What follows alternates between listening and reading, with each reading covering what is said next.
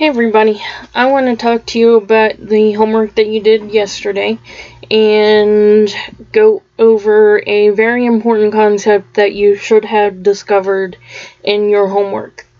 And this concept is called the Octet rule. Now, this is a rule that you absolutely need to know in order to go forward with the bonding unit. So, if you look at your homework from yesterday, you notice that in the video we did sodium +1 and then the nitride ion, and they both had the same electron configuration and they both had 8 valence electrons. Well, your homework also included Al +3 and Mg +2, and they both included 1s2, 2s2, 2p6 as their electron configuration, and they both had 8 valence electrons. I gave you a few longer ones. And if you look at neon is 1s2, 2s2, 2p6, and it has 8 valence electrons. Now, neon is located in group 18, and we call group 18 the noble gases. And it's because they have a full valence shell. The 2p and the 2s, or their s and p sublevels as their valence shell, are full with 8 valence electrons. So that's significant to understand. Na +1, Al +3, N -3, Mg +2 all share the electron configuration of neon, and all of those ions and neon have 8 valence electrons. Next, I gave you 2 long ones, actually 4 long ones. I'm going to skip iodine, the iodide ion, and xenon because they're just too long to fit on this screen.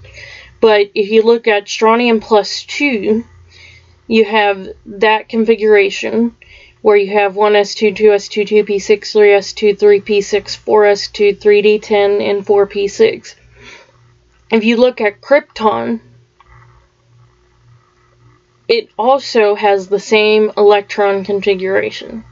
And if I asked you to do the valence shell, you would find that krypton and strontium have 8 valence electrons.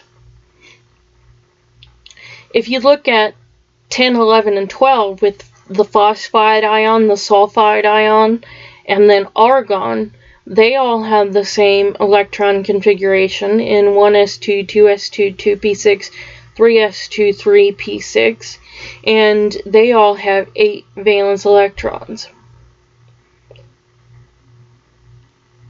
So you come to a very important point. All of your electron configurations ended in p6, and you had 8 valence electrons, and that is because of the octet rule.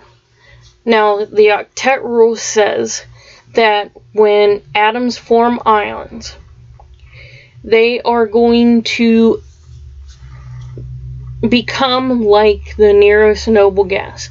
They are going to achieve the electron configuration of the nearest noble gas. So if you look at sodium was 11, the noble gas that is nearest to sodium is number 10 with neon.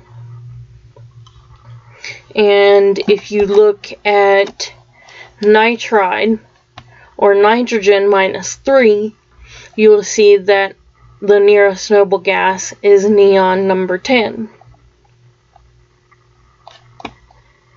And so you can also generalize the octet rule is that when atoms bond, they achieve the electron configuration of the nearest noble gas.